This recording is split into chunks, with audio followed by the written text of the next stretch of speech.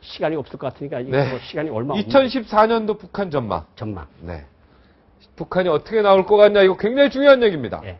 장성택 일당 숙청 작업은 지속될 것이다. 제가 전번 시간들에도 나와서 말씀을 드렸는데 김일성 같은 사람은 그 종파 일당을 발견을 하면 종파 일당을 한꺼번에 다 숙청을 했어요.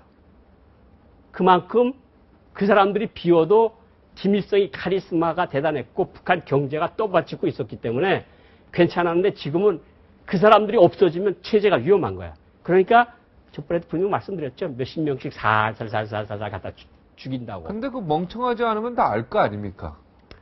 그런데 사람이 참 안타까운 게 마지막까지 미련을 버리질 못해요.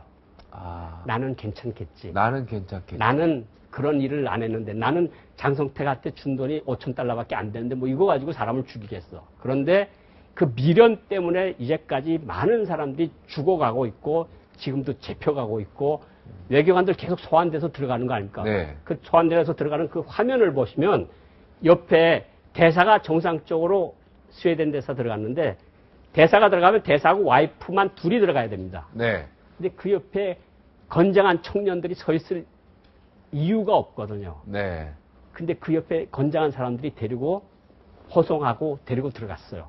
그리고 지금도 지방당 행정부 사람들을 계속해서 붙잡아 가고 있어요. 네. 그러니까 숙청 작업은 옛날에 심화조 사건이라고 혹시 아십니까? 네, 들어봤습니다. 1997년도에 일어난 심화조 사건 때 3만 명이 죽었어요. 2년 반 동안에 3만 명을 갖다 죽였습니다.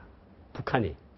이번에도 저는 그 희생자 수가 장성택 일당이라고 했기 때문에 3만 명 이상이 2년 안에 계속해서 왜 그런가 하면 김정은이가 설사 용서해줘. 그래도 밑에 있는 사람들은 저 사람이 장성택한테 돈을 이전에 줬었어. 500달러, 1000달러. 계속 지켜보고 있는 거죠. 그랬다가 뭔가 행동을 하나 잘못하면 딱 잡아서 갔다가 수용소 보내거나 죽이는 거죠. 그럼 최룡해도 죽겠네요.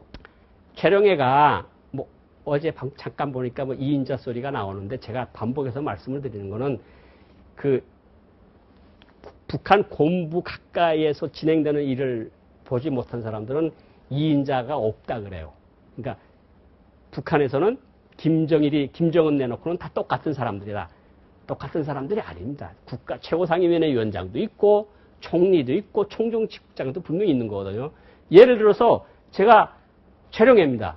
우리 박 부장은 밑에 무슨 작전국장쯤 돼요. 근데 내가 어디 갔을 때 나 조직부 부장 할래. 조직부 부장 좀 하십시오. 네. 그런데 갔을 때 지방에 갔을 때 아주 잘해줬어요. 네. 아주 싱싱한 문어도 잡아서 회도 쳐주고 딱 보면 괜찮거든요, 사람.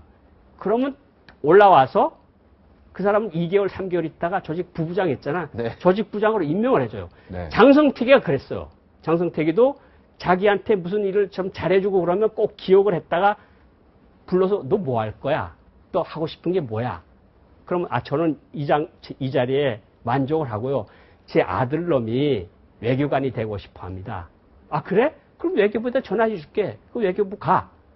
그러는 사람들이 적지 않았고 그런 일이 40년 동안 지속이 돼서 선생님도 저는 그런 일 안 했고요. 저는 그런데 그거를 그 핵심부에 있는 사람들은 저게 장성택이가 2인자라는 걸 알아요. 저 사람한테 붙으면 모든 문제가 해결이 돼. 예를 들어서 내가 외교부로 가족이 나가 있는데 딸 하나 아들 하나 무조건 도둑고 나가야 되거든요. 근데 장성택이한테 한 $10,000 딱 갖다 주고 우리 아들 공부 좀 시켜줘야 되겠는데 좀 데리고 나가게 해주십시오. 그럼 장성택이가 알았어, 내가 장군님한테 이야기할게. 그럼 장군님한테 이야기를 해요, 김정일한테. 그러면 그 아들이 한 달도 안 돼서 바깥에 나와요. 그럼 사람들이 보거든, 저 사람이 분명히 2인자고 높은 사람이구나. 그 역할을 지금 최룡해가 하기 시작을 했다. 하기 시작했다. 최룡해가 분명히 권력이 핵심으로 급격히 부상하고 있다. 외교관 나갈 때는 그러면 자녀를 놓고 갑니까? 다 가지고 다 데리고 나가면 다 도망칠 거 아닙니까? 자녀가 어린애면 어떡합니까? 어린애가 뭐건 무조건 한 명은 둬둬야 됩니다. 어떡합니까? 불쌍해서. 그러게요. 엄마 아빠 떨어져가지고. 무조건 한 명? 무조건 한 명. 애 없는 사람은 괜찮고. 예. 네, 알겠습니다. 채용의 네, 왜요? 애 한 명 있으면 애 한 명 도둑 나가야죠. 무슨 소리입니까? 아. 그 애가 있어야 그 사람들이 다른 생각을 안 할 거 아닙니까? 네. 애가 없는 사람은요. 아예 결혼해서 애 안 생긴 그걸 할 수 사람도 있지 없죠. 않습니까? 애 안 생겨서 어쩔 수 없는 거고. 네.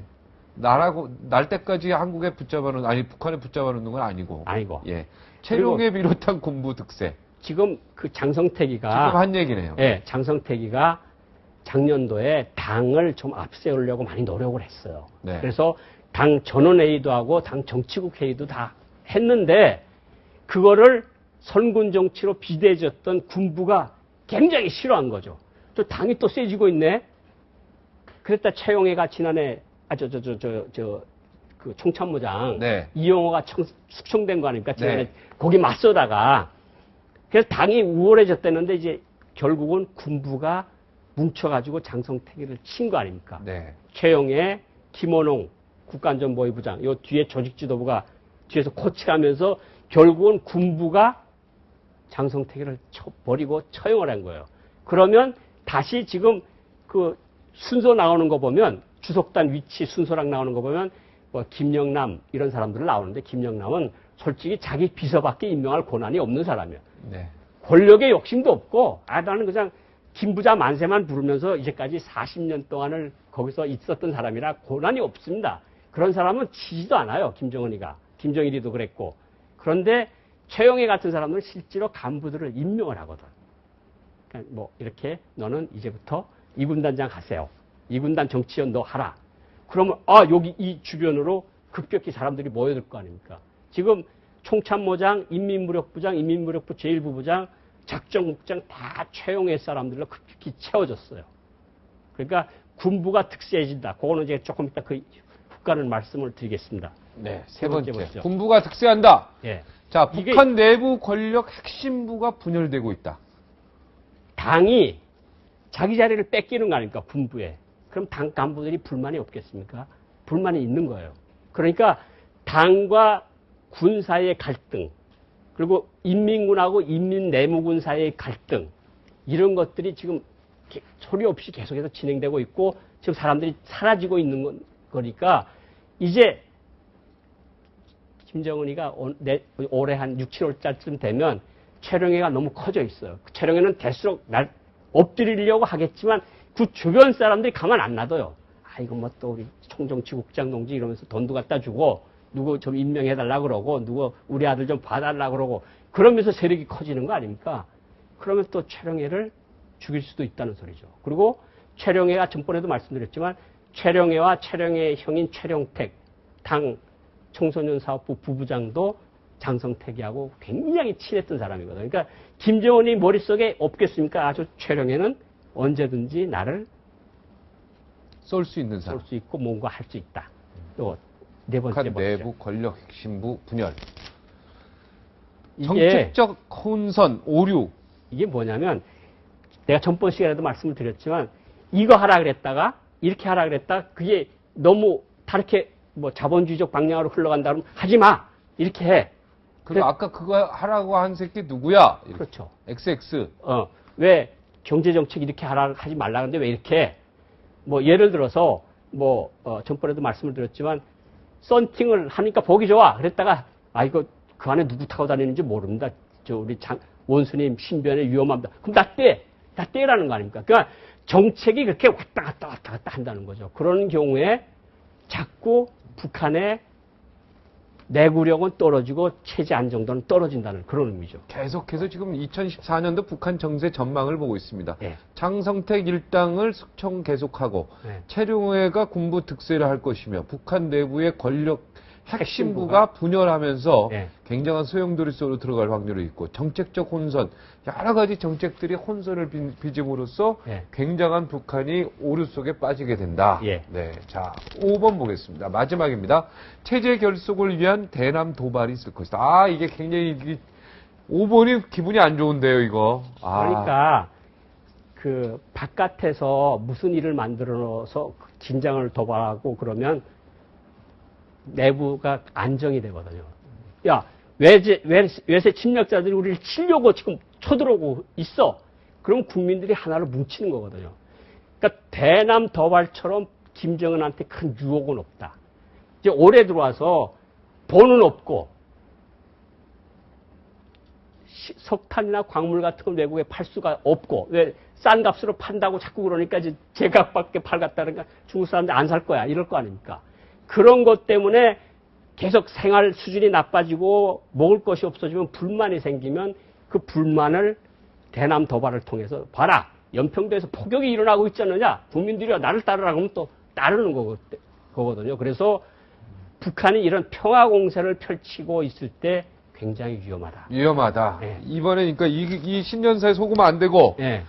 그런데 북한은 똑같은 식으로 공격을 안 한다니까 연평도는 공격 안 할 것 같고 백령도는 네. 참.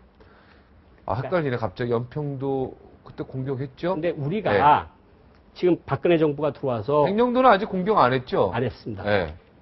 박근혜 정부가 들어와서 지난 2월 달부터 지금까지 우리 대통령, 네. 김관진 장관, 박근혜 대통령 마음에 제일 드는 건 뭔 줄 압니까? 현장 지휘관이 결심해서 난 현장 지휘관을 믿는다. 도발하면 그 자리에서 아주 박살을 내라는 거 아닙니까? 위에 허락 받을 필요 없다. 필요 없다. 물어보지 말라 이젠. 그냥 네가 판단해서 해라. 그냥 보복을 하라. 네. 그게 굉장히 큰 거거든요. 그러니까 북한이 어느 지휘관이 야 저거 한 번 했다가 우리가 더 크게 얻어맞을 수 있는데 그게 지난 1년 동안 도발을 억제한 가장 큰 원인이었다. 올해도 역시 그러한 메시지를 계속해서 줄 거니까 북한이 아마 다른 방법, 천안함 같은 거라든가 테러든가 고위 인사 암살이든가 이런 걸 할 수가 있죠. 그거는 잠시 돌아와서. 예. 자, 59초에 다시 돌아와서.